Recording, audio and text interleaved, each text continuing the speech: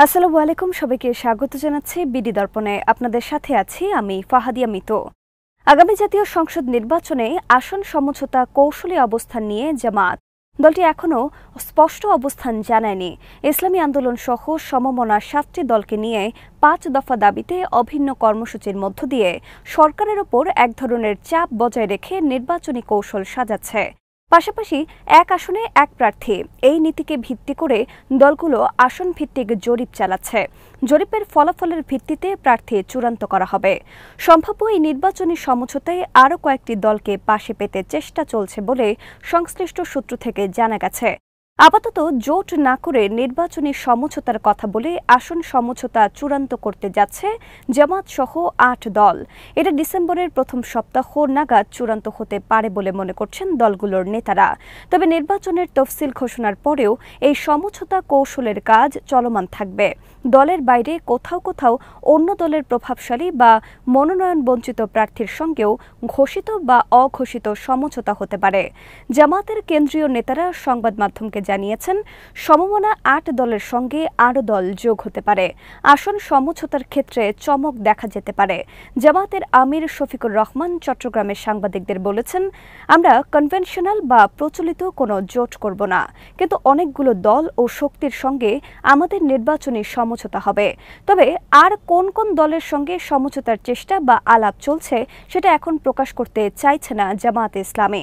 তবে সমমনা কয়েকটি দলের উচ্চ পর্যায়ের কয়েকজন নেতার সঙ্গে কথা বলে জানা গেছে, নির্বাচনী আসন সমঝোতায় জামাত সহ ৮ দল জাতীয় নাগরিক পার্টি বা এনসিপি, আমার বাংলাদেশ পার্টি বা এবি পার্টি ও গণ অধিকার পরিষদকেও পাশে পেতে চায়। তাদের কারো কারো সঙ্গে অনানুষ্ঠানিক আলোচনা বা যোগাযোগ হচ্ছে। এদিকে এবি পার্টি, এনসিপি, গণ অধিকার ও আপ বাংলাদেশ মিলে নির্বাচনী জোট বা সমঝোতার সম্ভাবনা নিয়ে একটা রাজনৈতিক প্রচেষ্টা চলছে। এই প্রচেষ্টায় যুক্ত ব্যক্তিদের মতে এই রকম কোনো নির্বাচনী জোট হলে তারা জামাতের ভোটে ভাগ বসাবে। সে কারণে জামাত এই দলগুলোকে নির্বাচনী সমঝোতায় পাশে পেতে চায়। যদিও এনসিপির আহ্বায়ক নাহিদ ইসলাম বলেছেন, এনসিপি কোনো ধরনের ক্ষমতার জন্য আসনের জন্য কারো সঙ্গে কোনো ধরনের সমঝোতা করবে না। এদিকে জামাত সহ সমমনা ৮ দল সংশ্লিষ্ট সূত্র জানায়, কেবল রাজনৈতিক সমঝোতা নয়, কোন আসনে কোন দলের প্রার্থীর জনপ্রিয়তা বেশি সেটি মাঠ পর্যায়ে যাচাই বাছাই করে মনোনয়ন বা আসন ছাড়ের সিদ্ধান্ত নেওয়া হবে। জামাত ও ইসলামী আন্দোলনের পক্ষ থেকে প্রতিটি দলের অভ্যন্তরীণ জরিপ চালিয়ে তথ্য লিয়াজো কমিটিতে জমা দিতে বলা হয়েছে। ইসলামী আন্দোলন বাংলাদেশের জ্যেষ্ঠ প্রেসিডিয়াম সদস্য সৈয়দ মোসাদ্দেক বিল্লাহ আল মাদানী প্রথম আলোকে বলেন, জনপ্রিয়তা ও বিজয়ের সম্ভাবনা যাচাইয়ে ৩০০ আসনেই জরিপ চলছে। নভেম্বরেই কাজ শেষ হতে পারে। এরপর ডিসেম্বরের প্রথম সপ্তাহে আসন সমঝোতার বিষয়টি চূড়ান্ত হতে পারে। আগামী নির্বাচনে বিএনপির প্রধান প্রতিদ্বন্দ্বী জামায়াতে ইসলামী গত বছরের ৫ আগস্ট ছাত্র জনতার অভ্যুত্থানে আওয়ামী লীগ সরকারের পতনের পর একসময়কার ওই দুই মিত্র দলের মধ্যে দূরত্ব বাড়তে থাকে। এমন পরিস্থিতিতে জামায়াত ইসলামপন্থী দলগুলোকে নিয়ে রাজনৈতিক সমঝোতার দিকে এগিয়ে যায়। দলগুলো হলো চরমোনাই পীরের দল ইসলামী আন্দোলন বাংলাদেশ, খেলাফতে মজলিস, বাংলাদেশ খেলাফত মজলিস, বাংলাদেশ খেলাফত আন্দোলন, বাংলাদেশ নিজামে ইসলাম পার্টি, জাতীয় গণতান্ত্রিক পার্টি ও বাংলাদেশ ডেভেলপমেন্ট পার্টি। জামায়াতে ইসলামের হয়ে সমমনা দলগুলোর সঙ্গে লিয়াজো করছেন দলটির সহকারী সেক্রেটারি জেনারেল হামিদুর রহমান আজাদ। তিনি প্রথম আলোকে বলেন, আমাদের আলোচনা হয়েছে, আমরা একসঙ্গে নির্বাচন করব বলে সিদ্ধান্ত হয়েছে। তবে কবে নাগাদ সমঝোতার বিষয়টি স্পষ্ট হবে সেটির সময়সীমা বলেননি তিনি। হামিদুর রহমান আজাদ বলেন, কে কোন আসন পাবে, কিভাবে সমঝোতা হবে এসব নিয়ে আলোচনা চলছে, একটু সময় নেওয়া হচ্ছে। তবে নির্বাচনের তফসিলের আগে সমঝোতা চূড়ান্ত করার লক্ষ্য আছে। জামাত সহ সমমনা দলগুলোর নেতারা জানান, ৮ দলের মধ্যে একটা ভালো বোঝাপড়া তৈরি হয়েছে। তবে আসন সমঝোতার বিষয়ে চূড়ান্ত করার ক্ষেত্রে দুটি কারণে সময় নেওয়া হচ্ছে। এক, ৮ দলের বাইরে যে ২-৩টি দলের সঙ্গে অনানুষ্ঠানিক আলোচনা বা যোগাযোগ চলছে, শেষ পর্যন্ত তাদের সঙ্গে সমঝোতা হয় কিনা, হলে কত আসন ছাড়তে হতে পারে সেটা বিবেচনার বিষয় রয়েছে।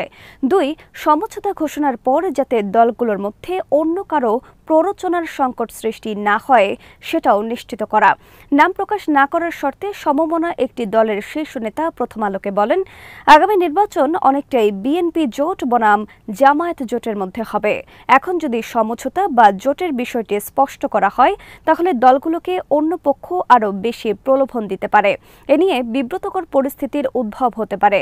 তাই এখনই সমঝোতার বিষয়টি চূড়ান্ত না করাটাও রাজনৈতিক কৌশলের অংশ। জামায়াতসহ ৮ দলের প্রচেষ্টার বিপরীতে বিএনপিও নির্বাচনী মিত্র বাড়ানোর চেষ্টা চালিয়ে যাচ্ছে, বিশেষ করে তাদের নজর ধর্মভিত্তিক দলগুলোর দিকে। এ নিয়ে অঘোষিত দ্বৈরথ চলছে। এরই মধ্যে জামায়াতে উলামায়ে ইসলাম বাংলাদেশ এবং ইসলামী ঐক্য জোট একাংশ বিএনপির সঙ্গে আছে। মামুনুল হকের নেতৃত্বাধীন বাংলাদেশ খেলাফত মজলিস অভিন্ন কর্মসূচিতে জামায়াতসহ ৮ দলে যুক্ত আছে। তবে বিএনপি মাওলানা মামুনুল হকের দলকে পাশে পেতে চায় বলে রাজনৈতিক অঙ্গনে আলোচনা আছে। বাংলাদেশ খেলাফত মজলিসের আমির মামুনুল হক প্রথম আলোকে বলেন, নীতিগত আলোচনা চললেও এখন পর্যন্ত ইসলামী দলগুলোর ভোট এক বাক্সে আনার বিষয়ে চূড়ান্ত কোনো রূপরেখা আলোচনার টেবিলে গড়ায়নি। নির্বাচনের তফসিলের ওপর অনেক কিছু নির্ভর করবে। পাশাপাশি আলেম ওলামাদের মাধ্যমে ধর্মপ্রাণ মানুষের ভোট নিজেদের দিকে নিতে জোর প্রচেষ্টা চালাচ্ছে বিএনপি। এজন্য হেফাজতে ইসলামের একাংশের সঙ্গে বিএনপির একটা বোঝাপড়া তৈরি হয়েছে। এছাড়া ধর্মভিত্তিক দলগুলোর বিভিন্ন অনুষ্ঠানে অংশ নিচ্ছেন বিএনপির কেন্দ্রীয় নেতাদের অনেকে। সেসব অনুষ্ঠানে গিয়ে জামায়াতের সমালোচনা করে কথা বলতে দেখা যাচ্ছে। জামায়াত নেতাদের সঙ্গে কথা বলে জানা গেছে, কয়েকটি দলের সঙ্গে সমঝোতার পাশাপাশি অন্য ধর্মাবলম্বী, চিকিৎসক, আইনজীবী, ব্যবসায়ী সহ অন্য পেশার কাউকে কাউকে প্রার্থী করা বা তাদের সমর্থন দেওয়া হতে পারে। আসন সমঝোতা না করে অনেক প্রার্থীকে সমর্থন দেওয়া কৌশলী ভূমিকাও নিতে পারে জামায়াত। এক্ষেত্রে বিএনপির মনোনয়ন বঞ্চিত প্রভাবশালী প্রার্থীরাও জামায়াতের বিবেচনায় থাকবেন কিনা সেটা এখনো স্পষ্ট নয়। আসন সমঝোতার পাশাপাশি প্রশাসনিক রদবদলের দিকেও কড়া নজর রয়েছে জামায়াতের।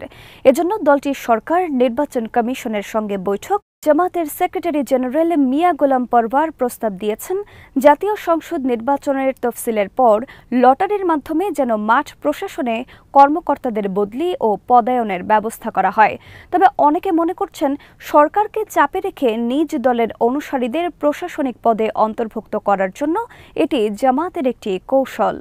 জুলাই সনদ বাস্তবায়নের আদেশ জারির পর অনেকেই ধারণা করেছিল জামায়াত সহ ৮ দল অভিন্ন কর্মসূচি থেকে সরে যাবে।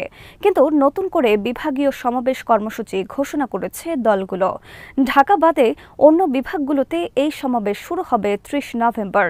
রাজশাহী দিয়ে শুরু হবে এই সমাবেশ আর ৬ ডিসেম্বর সিলেটে গিয়ে শেষ হবে। রাজনীতি সংশ্লিষ্ট ব্যক্তিরা মনে করছেন, এখন মাঠের কর্মসূচি দিয়ে সরকারের ওপর চাপ ধরে রেখে রাজনৈতিক সুবিধা নিতে চায় জামায়াত। বিভাগীয় কর্মসূচির মাধ্যমে তারা সারা দেশের সংস্কার বিষয়ে তাদের অবস্থান জানাতে চায়। পাশাপাশি বিএনপি যে সংস্কারের বিপক্ষে এই আলোচনাও জারি রাখতে চায়। এটাও প্রতিদ্বন্দ্বী রাজনৈতিক পক্ষকে চাপে রাখার একটা কৌশল। আজ এখানেই শেষ করছি। সবাই ভালো থাকুন, সুস্থ থাকুন আর দেখতে থাকুন বিডি দর্পণ। চ্যানেলটি ভালো লাগলে সাবস্ক্রাইব করুন, সংযুক্ত থাকুন আমাদের ফেসবুক পেজে।